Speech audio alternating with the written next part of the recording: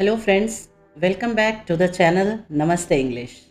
Today we are diving into a super useful English grammar topic, conditionals. Think about this. If you mix blue and yellow, you get green. Or to give another example, if you subscribe to my channel, I'll get happy. Did you notice a pattern? Both of these sentences have a condition and a result based on the condition.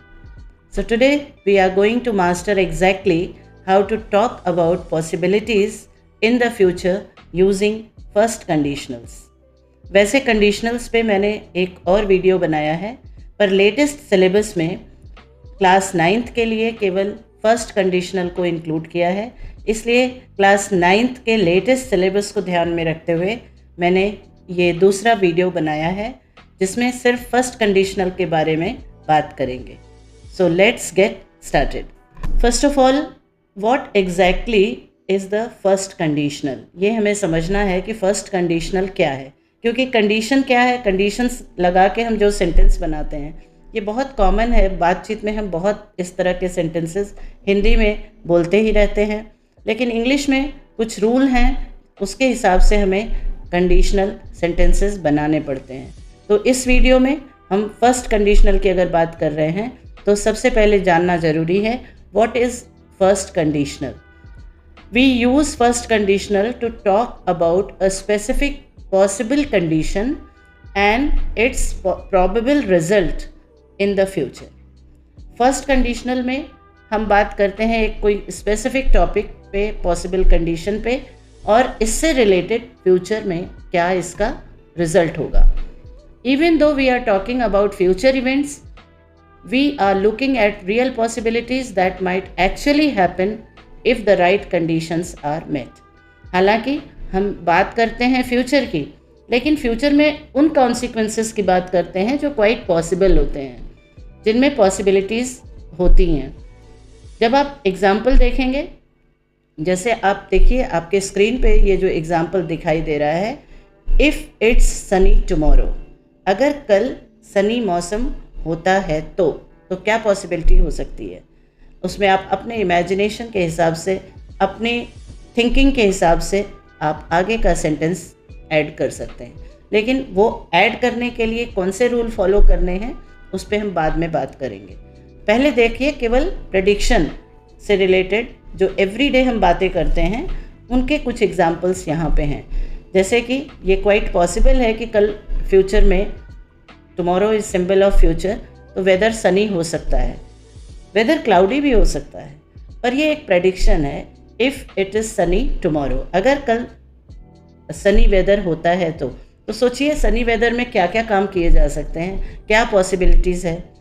दूसरा है if she studies hard, अगर वो अच्छे से पढ़ाई करती है, मेहनत से पढ़ाई करती है तो ऑब्वियस है रिजल्ट अच्छा होगा, she will pass the exam.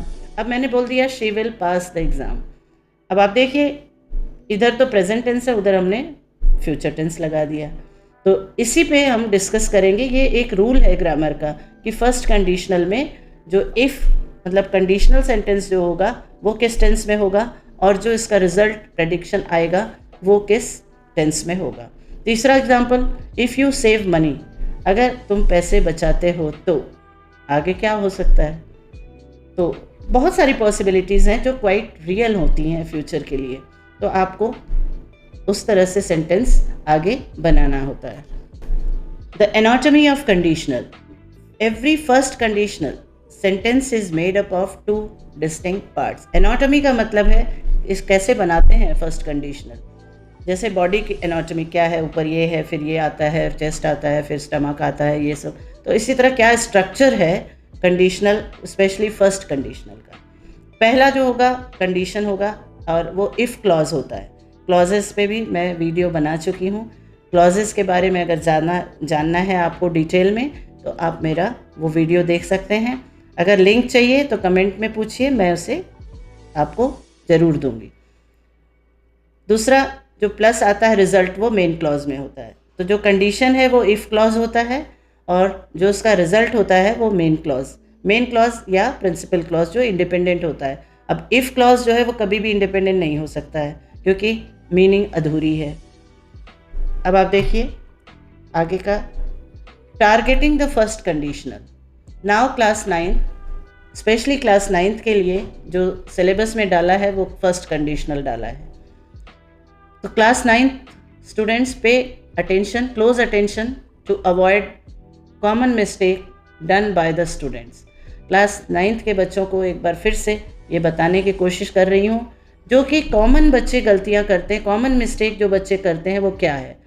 Because both events are happening in the future. क्योंकि मीनिंग से ऐसा लगता है कि दोनों इवेंट, जो कंडीशनल वाला सेंटेंस और जो प्रेडिक्शन वाला है, वो दोनों ऐसा लगता है फ्यूचर का है, तो ज़्यादातर बच्चे उसे फ्यूचर टेंस में उसको लिखते हैं या बनाते हैं। Many students try to use future tense in the condition, क्योंकि मीनिंग या देखने से ऐसा लगता है कि सब कुछ आगे होने वाला है, तो इसलिए फ्यूचर टेंस लगा देते हैं, जो कि गलत है।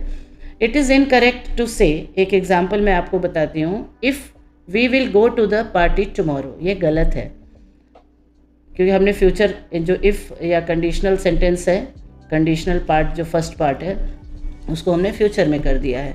If we will go to the party tomorrow, तो वी विल गो, क्योंकि हम वही जो कॉमन बच्चे गलतियाँ करते हैं वही आपको एग्जाम्पल दे रहे हैं।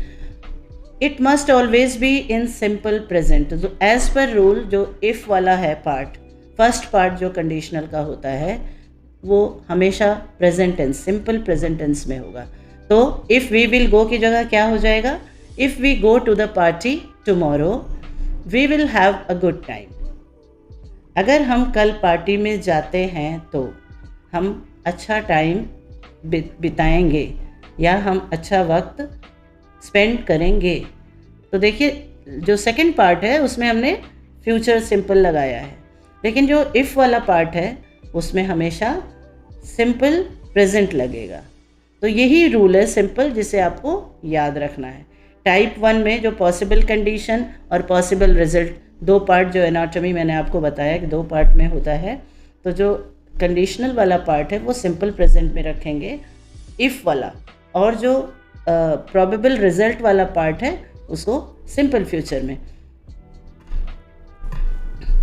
गोल्डन फॉर्मूला देखिए, did you know that you can easily reverse the order of the condition and the result without changing the meaning of the sentence. कई बार हम ऑर्डर को चेंज करते हैं।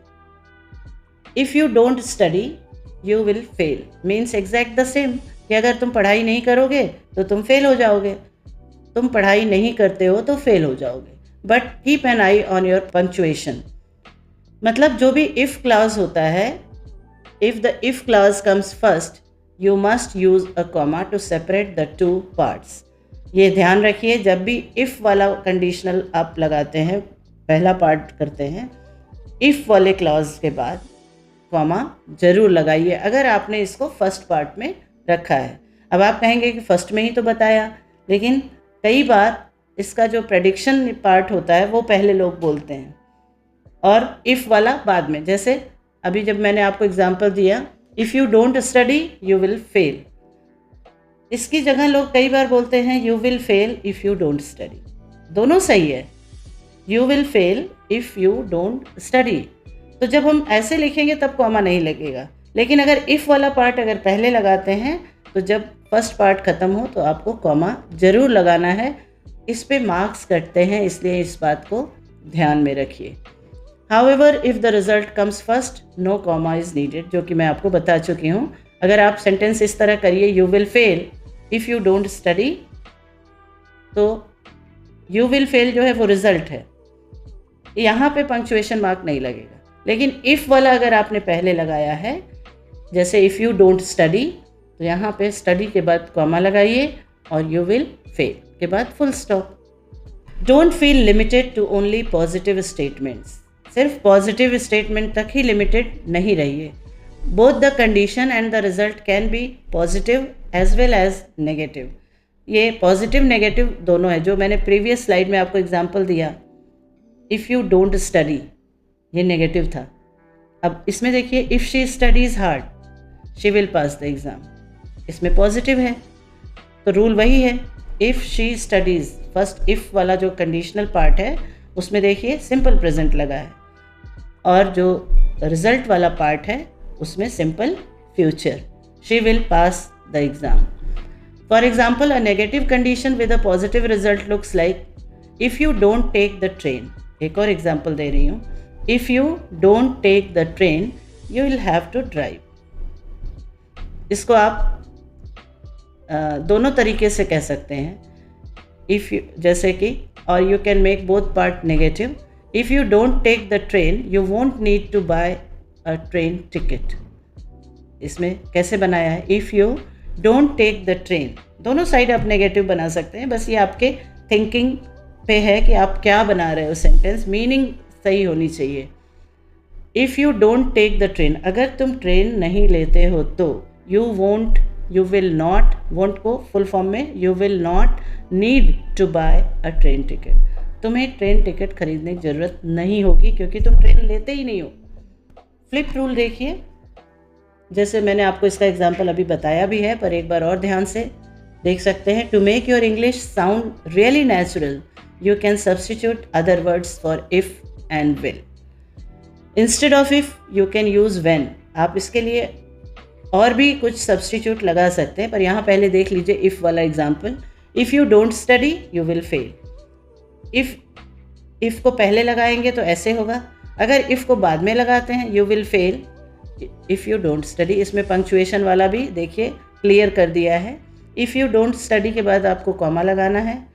लेकिन अगर आप इफ़ यू डोंट स्टडी को बाद में रखते हैं, you will fail if you don't study, तो कॉमा नहीं लगेगा. ये बात दिमाग में फिट कर लीजिए क्योंकि इस पे मार्क्स कटेंगे अगर आपने सही पंक्चुएशन नहीं लगाया. ग्रामर में देखिए यही सब चीज़ें आपको ध्यान में रखनी है क्योंकि आपका जो ग्रामर पोर्शन है उस पर मार्क्स हैं, और अगर आपने ग्रामर की इन छोटी छोटी बातों को ध्यान में रखा तो आपको फुल मार्क्स मिलेंगे. ग्रामर में यू स्कोर फुल अगर आपका सब सही है, पर ओनली थिंग कि आपको इन चीज़ों को ध्यान में रखना है और इसकी खूब प्रैक्टिस करनी पड़ेगी. अब कॉमन ट्रैप एक देखिए, नेवर पुट विल और will not directly inside the if block. मतलब कि इफ़ ब्लॉक में विल और विल नॉट कभी नहीं होगा, जो कि मैंने रूल आपको बताया है कि सिंपल फ्यूचर का ये वर्ब सिंपल फ्यूचर के लिए है. विल और वोंट ये जो वर्ब हैं, ये हेल्पिंग वर्ब जो हैं वो सिंपल फ्यूचर को बताते हैं. तो इफ़ वाले में कभी भी ये नहीं लगाना है, सिंपल प्रेजेंट ही लगाना है. If it doesn't rain negative में है. If it doesn't rain tonight I will go for a walk. अगर आज रात को बारिश नहीं होती है तो मैं वॉक के लिए जाऊंगा. ठीक है. ज़्यादातर इसमें भी लोग विल नॉट लगा देते हैं, सिंपल फ्यूचर लगा देते हैं, जो कि आपको नहीं करना है. याद रखिए इफ़ वाला जो क्लॉज है उसमें हमेशा सिंपल प्रेजेंट टेंस लगाना है, और जो रिज़ल्ट वाला पार्ट है उसमें हम सिंपल फ्यूचर लगाएंगे. फर्स्ट कंडीशनल की यही पहचान है. नेगेटिव फॉर्म के भी कुछ एग्जाम्पल देख लीजिए. पॉजिटिव प्लस पॉजिटिव में दोनों ही क्लॉजेज, दोनों पार्ट पॉजिटिव पॉजिटिव हो सकते हैं, दोनों पार्ट पॉजिटिव नेगेटिव हो सकते हैं, नेगेटिव पॉजिटिव हो सकते हैं, नेगेटिव नेगेटिव हो सकते हैं. सबके एग्जाम्पल देख लीजिए. If you take the train you will get there faster. दोनों पॉजिटिव हैं. अगर तुम ट्रेन लेते हो तो जल्दी पहुंचोगे. Negative positive. If you don't take the train, फिर positive you will have to drive. फिर आता है positive and negative. If you take the train you won't get stuck in traffic. फिर नेगेटिव नेगेटिव देखिए. If you don't take the train you won't need a ticket. Now I hope you must have understood. Understand करने के बाद clarity तभी आएगी जब आप practice करेंगे. एक एक्सरसाइज की प्रैक्टिस से काम नहीं चलता है. तभी जब आप 10 इयर्स के सैम्पल पेपर या 5 इयर्स के करेंगे तो उसका सिर्फ ग्रामर पोर्शन पे ही प्रैक्टिस करते चलिए, क्योंकि सारे पेपर एक साथ करना अभी आपको टाइम कंज्यूमिंग हो सकता है. तो जब भी जो भी ग्रामर के टॉपिक आप सीखते हैं उससे रिलेटेड एक्सरसाइजेस ज़रूर करेंगे तो आपके पेन को भी आदत हो जाएगी कि अगर इधर हमने कंडीशनल वो रखा है तो आगे वाले में सिंपल फ्यूचर लगाना है. The more you practice the more you will be perfect. Next आता है मॉडल्स. मॉडल्स का भी यूज़ हम कंडीशनल में करते हैं. मॉडल वर्ब्स पे भी मैंने वीडियो बनाया हुआ है, आप चाहें तो उसे मॉडल वर्ब्स देख सकते हैं, क्या क्या मॉडल वर्ब्स होते हैं।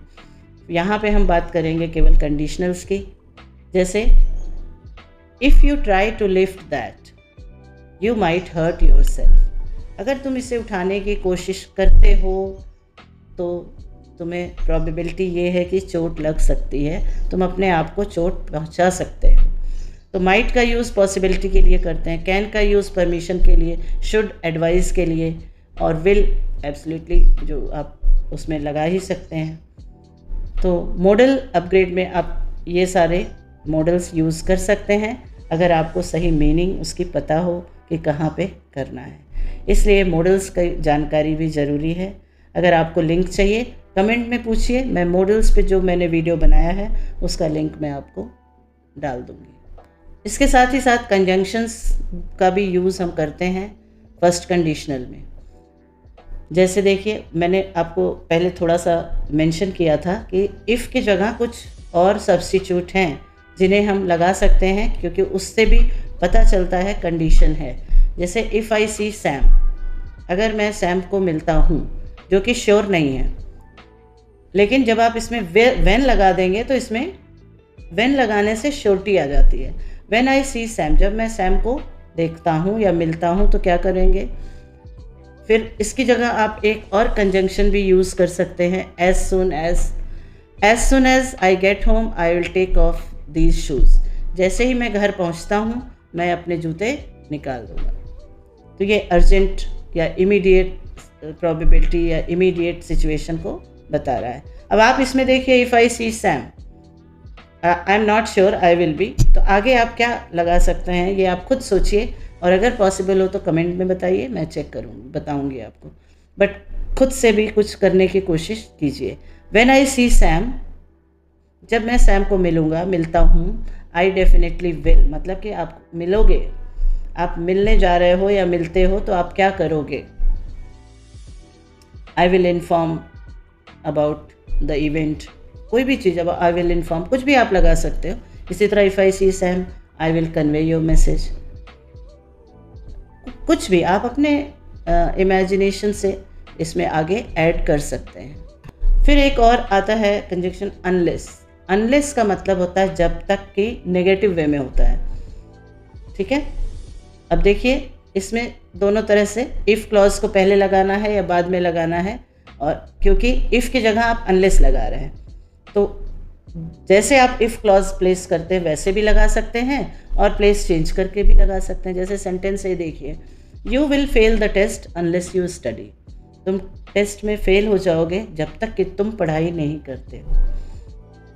दूसरा, you will fail the test if you don't study, if के साथ अगर हमने लगा लिया तो इफ़ यू डोंट स्टडी, अगर तुम स्टडी नहीं करते हो तो तुम फेल हो जाओगे, वही मीनिंग अनलेस की है। लेकिन अनलेस जब लगाएंगे तो नॉट वाला वर्ड नहीं, नेगेटिव वर्ड नहीं यूज़ करेंगे, क्योंकि अनलेस में नेगेटिव वर्ड के इंक्लूडेड होता है। अनलेस यू स्टडी मतलब होगा जब तक तुम पढ़ाई नहीं करते हो, मतलब वही हुआ इफ़ यू डोंट स्टडी। अब आप देखिए, वैसे तो फर्स्ट कंडीशनल पे मैंने ये वीडियो बनाया है, जस्ट फॉर इन्फो आपको बता दें कि ज़ीरो कंडीशनल भी होता है। इन सब के बारे में डिटेल में मैंने कंडीशनल पे जो वीडियो बनाया है उसमें बहुत अच्छे से बताया है, पर यहाँ एक थोड़ी सी जानकारी ज़रूर दे देते हैं। ज़ीरो कंडीशनल में फर्स्ट पार्ट जो कंडीशनल वाला और रिज़ल्ट वाला दोनों सिंपल प्रेजेंट में होगा, क्योंकि ज़्यादातर ज़ीरो कंडीशनल जो है वो फैक्ट या यूनिवर्सल ट्रुथ पे आधारित होते हैं। व्हेन इट रेन्स, अगर बारिश होती है तो क्या होता है, द ग्राउंड गेट्स वेट, ये तो फैक्ट है ना। तो दोनों ही पार्ट सिंपल प्रेजेंट होगा। फर्स्ट कंडीशनल मैंने आपको बता ही दिया, रियल फ्यूचर पॉसिबिलिटीज़ पे बेस्ड होता है। If it rains tomorrow I will stay home. Second and third conditional imaginary situation पे होता है। If I were a millionaire I would buy a sports car, imagine कर रहे हैं, रियल में है नहीं, कि अगर मैं करोड़पति हो जाऊंगा या होता हूँ तो यहाँ पे वुड लग जाता है, I would buy a sports car. First conditional का फॉर्मूला है if plus simple present tense, और दूसरा part will plus base verb. Upgrade and unless, will, if, unless, ठीक है। तो ये जो है मॉडल्स हैं, इनके साथ आप यूज़ कर सकते हैं जो मैं बता चुकी हूँ। फ्लिप में रिजल्ट फर्स्ट, नो कॉमा, जो अब समरी है, एक तरह से रिकैप है, ये जो मैं बता चुकी हूँ उसी को आपको रिमाइंड करा रही हूँ। रिजल्ट फर्स्ट अगर आप ला रहे हैं तो नो कॉमा, लेकिन अगर आप रिजल्ट बाद में ला रहे हैं तो कॉमा इफ़ क्लॉज के बाद लगाइएगा। Don't forget. Now are you ready to practise? Few sentences I have given you, complete it and then check your exercise what you have written accordingly with the answer in the next slide. ये मैंने अपने probability के हिसाब से आपको दिया है. You can add another one also, but remember it should be based on real possibilities, because first conditional में जो हम result लगाते हैं real possibility पे based होता है दोनों चीज़ें. Now it's your turn. Let's quickly once again recap what we learned today. एक बार quick recap करते हैं. First conditional depicts a probable condition and its possible future result. If you found this lesson helpful, please like, share, comment and subscribe. Best of luck with your upcoming exams and we will meet in the next video. Goodbye.